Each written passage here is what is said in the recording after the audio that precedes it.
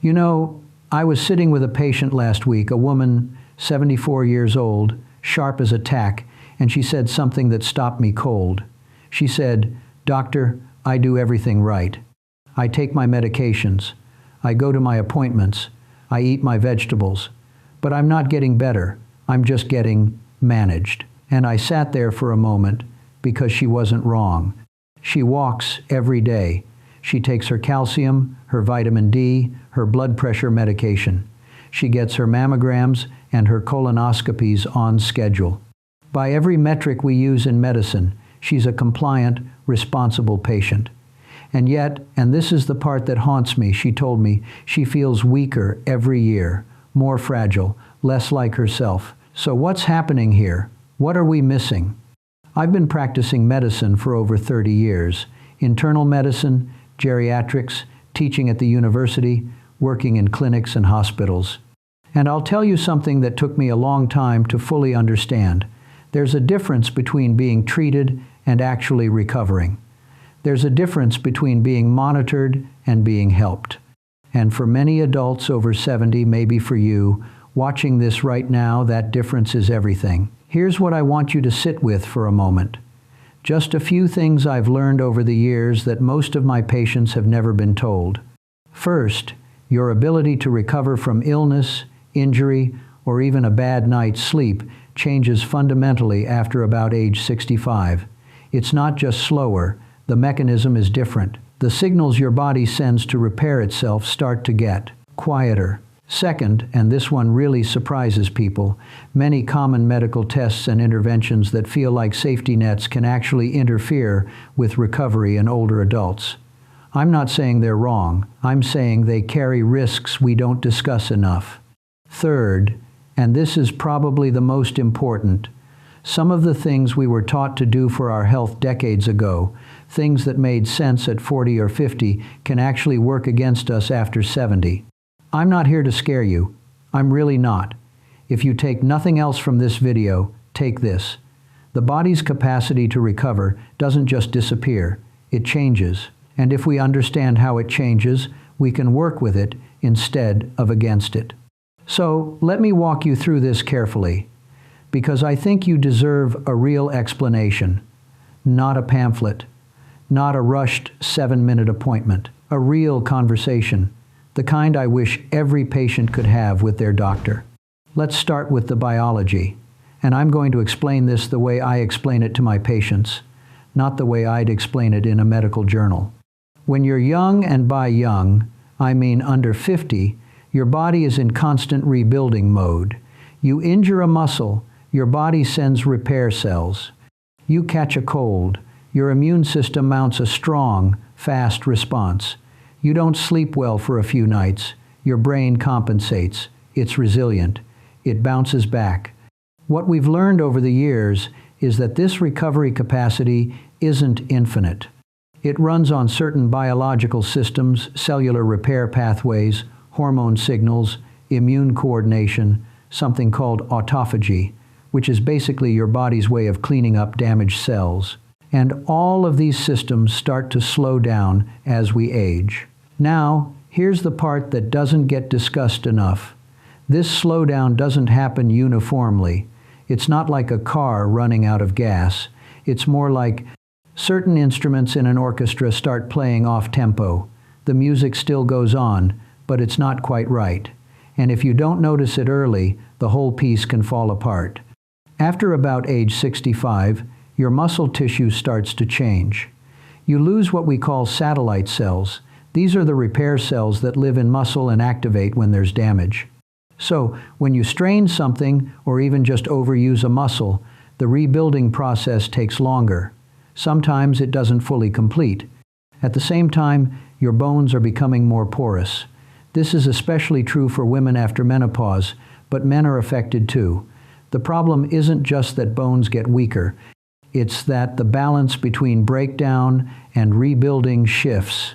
Your body becomes better at taking bone apart than putting it back together. And then there's the nervous system. This is something I see constantly in my practice. Older adults start to lose proprioception. That's your body's sense of where it is in space. You don't feel your feet quite as clearly. Your balance reactions slow by a fraction of a second. That doesn't sound like much, but it's the difference between catching yourself and falling. I had a patient a few years ago, a man named George, 78, former engineer. Brilliant man.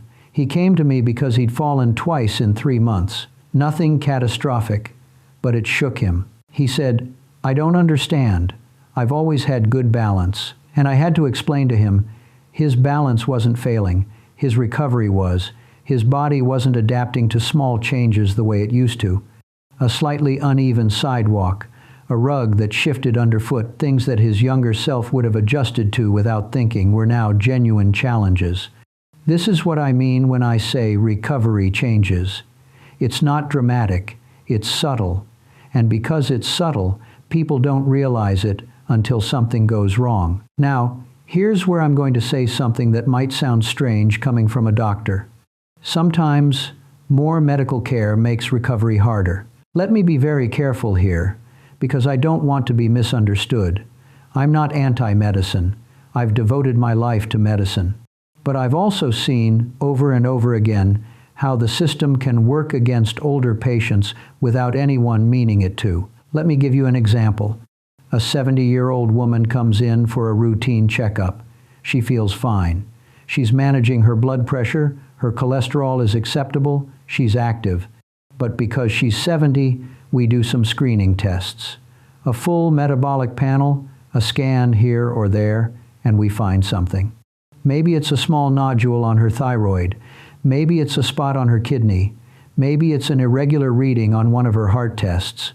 Now, in most cases, these findings are what we call incidentalomas.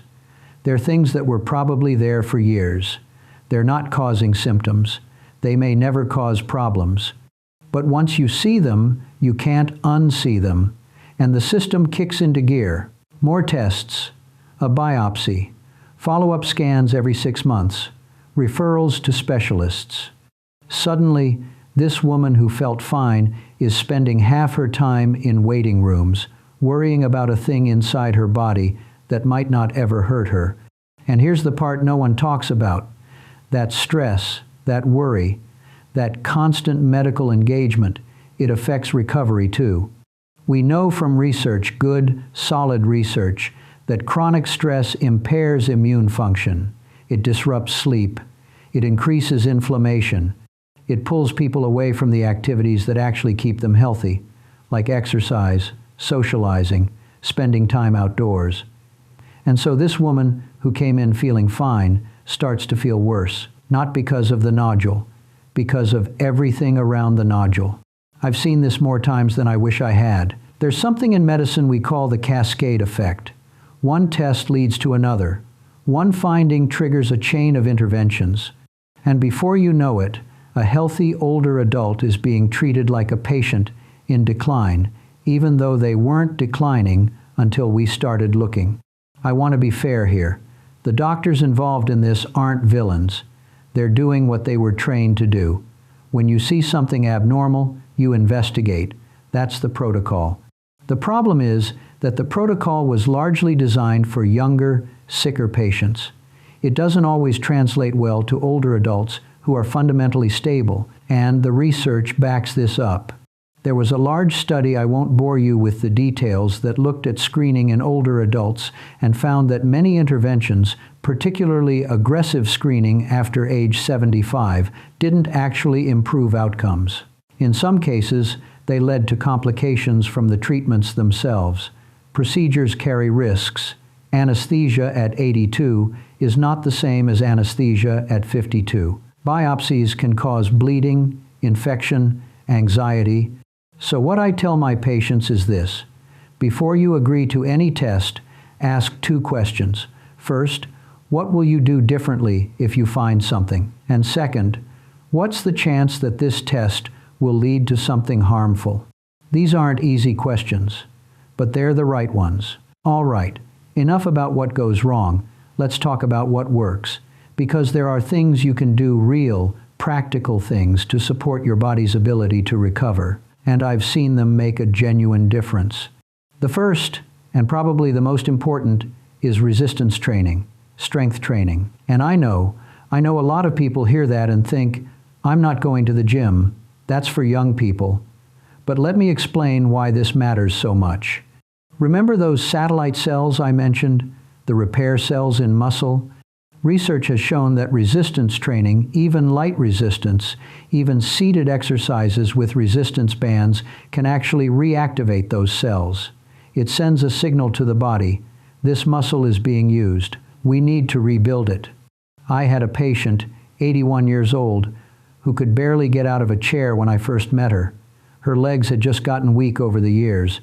She wasn't sick. She wasn't in pain. She just hadn't used those muscles enough, and they'd atrophied. We started her on a very simple program, seated leg exercises, standing holds, eventually some light resistance with bands.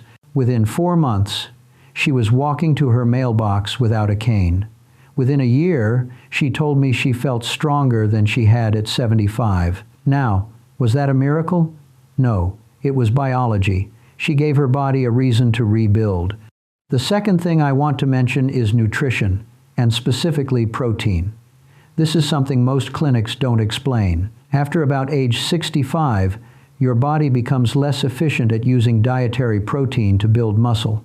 It's called anabolic resistance. What this means, practically, is that older adults often need more protein than younger adults, not less. The general recommendation most people hear is about 0.8 grams of protein per kilogram of body weight.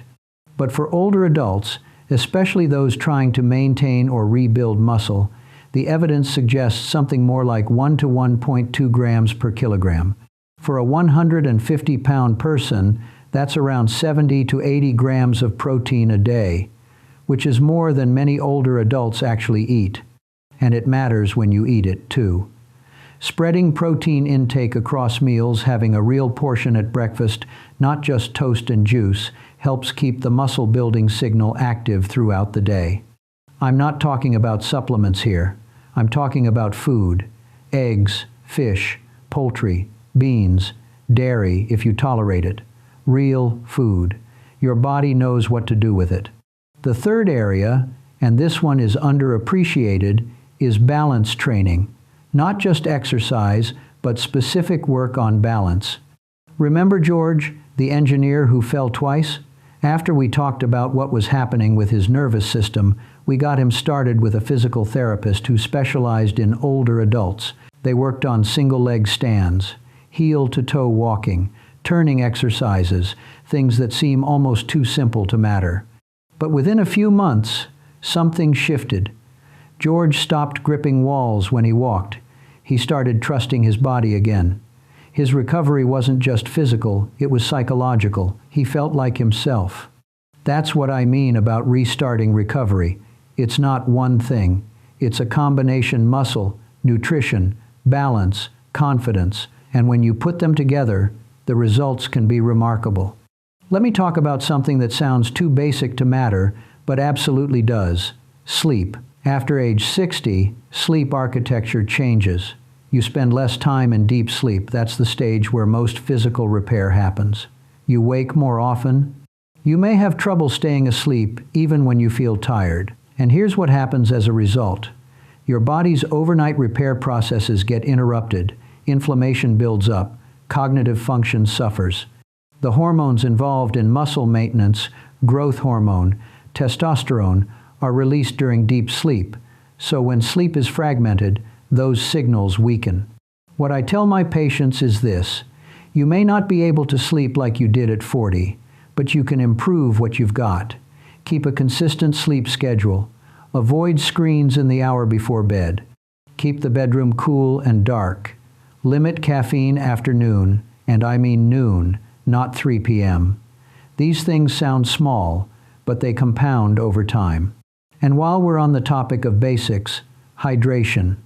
Older adults are at much higher risk of dehydration, partly because the thirst signal gets weaker with age. You don't feel as thirsty, so you don't drink enough. And dehydration impairs everything: kidney function, blood pressure regulation, cognitive clarity, muscle performance. I've had patients come in feeling confused and weak, and it turned out they were just dehydrated, not seriously ill, not in need of a scan or a referral, just dehydrated. A few days of proper fluids, and they felt like themselves again. Sometimes recovery isn't about adding treatments, it's about restoring foundations. Now, I want to address something that might feel uncomfortable, because I've been suggesting that sometimes less intervention is better. And I know that can sound scary. We're taught culturally, medically, from every direction that doing more is caring more. More tests, more specialists, more medications. It feels responsible. It feels like we're fighting. But what I've seen, again and again, is that for older adults, particularly those who are fundamentally stable, the best thing is often thoughtful restraint. Let me tell you about a patient I'll call Helen, 83 years old, living independently, managing her health well. She came to me after seeing a cardiologist who'd found a mild valve abnormality on an echocardiogram. Nothing symptomatic, but he'd recommended a cardiac catheterization to get a better look. Helen was terrified, not of the procedure itself, but of what it might find and what might happen next. So we talked about it. We talked about the actual risk of the abnormality, which was low.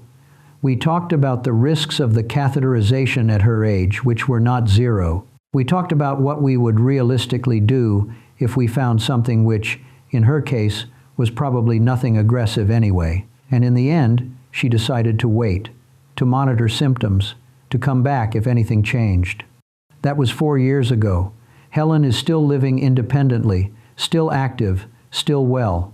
The valve hasn't changed.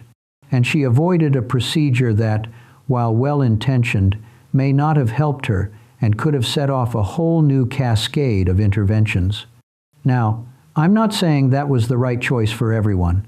It was the right choice for Helen, given her specific situation, her values, and her priorities. That's the point. These decisions should be individual. They should be thoughtful. They shouldn't be automatic. And I want to say this directly. You have the right to ask questions.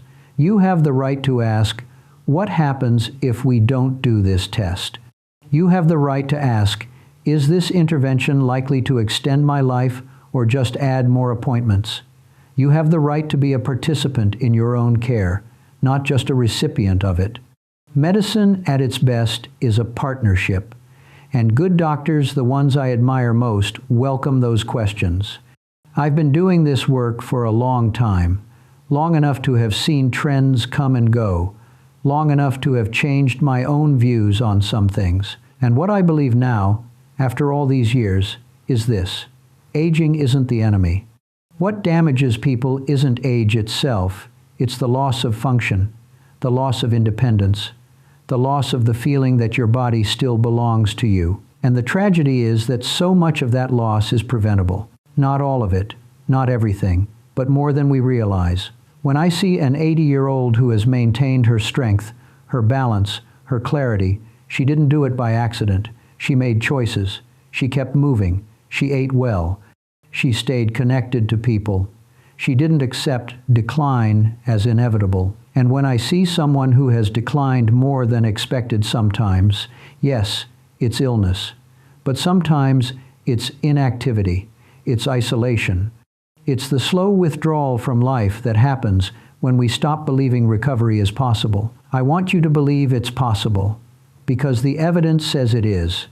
There was a study, I think it was out of Scandinavia, but the specifics blur after a while, that looked at very old adults, people in their 90s, and put them on a resistance training program. And they got stronger, measurably, significantly stronger, not younger, not disease-free, but stronger, more capable of living independently, more able to get up from a chair, to walk without assistance, to take care of themselves. If someone in their 90s can improve, then surely, those of us in our 60s, 70s, and 80s have room to grow too. So what should you actually do? Let me offer a few thoughts. First, if you haven't done any resistance training, talk to your doctor about starting. Ideally, work with a physical therapist or a trainer who has experience with older adults. Start small. You don't need to lift heavy weights. You need to challenge your muscles enough to trigger a rebuilding response. Second, look at your protein intake honestly. Keep a food diary for a few days and see where you are. If you're eating mostly carbohydrates, bread, pasta, cereal, and not much protein at breakfast or lunch, consider adjusting. It doesn't have to be dramatic. An egg at breakfast instead of just toast, some chicken or fish at lunch, a handful of nuts. These things add up. Third, work on your balance. Stand on one leg while you brush your teeth. Hold onto the counter at first if you need to. Do heel-to-toe walks down your hallway. If you can, try a Tai Chi class or a balance-focused exercise group. These things feel too simple to matter, but they do. Fourth, protect your sleep as much as you can. Make it a priority. Treat your sleep environment like it matters, because it does. And fifth, this is perhaps the hardest one. Learn to ask questions of your medical care, not to be combative, but to be informed. When a test is recommended, ask what it's for, what you'll do with the results, and what the risks are. When a medication is prescribed, ask whether you still need it, whether the dose is right for your age, whether there are alternatives. You deserve care that's tailored to you, not care that follows a protocol designed for someone 20 years younger. I want to leave you with something that one of my mentors told me many years ago. He was an old-school physician, the kind who made house calls well into the 1,990 seconds. And he said, "The goal of medicine for older adults isn't to fight death. It's to protect life, the actual lived experience of being alive." That stuck with me, because sometimes, in our rush to find and treat everything, we forget what we're trying to preserve. Not just heartbeats, not just test results, but the ability to walk in your garden, to have lunch with a friend, to read a book without fatigue, to feel like yourself. Recovery after 70 is possible, but it requires us to think differently, to respect the body's changed landscape, to invest in the things that actually help strength, nutrition, balance, rest, and to be cautious about the things that might not. It requires us to ask better questions and to expect better answers. And it requires a kind of patience with ourselves, because recovery at this stage isn't fast. It's not dramatic. It's cumulative. It's the result of small, consistent choices, day after day, that compound into something significant. You're not too old to improve. You're not too far gone. And you're certainly not just someone to be managed. You're a person with a body that still wants to heal. We just need to give it the right conditions. I hope this has been helpful. I'd love to hear your thoughts, your own experiences with recovery, with medical decisions, with the questions you wish you'd asked earlier. Leave a comment if you'd like.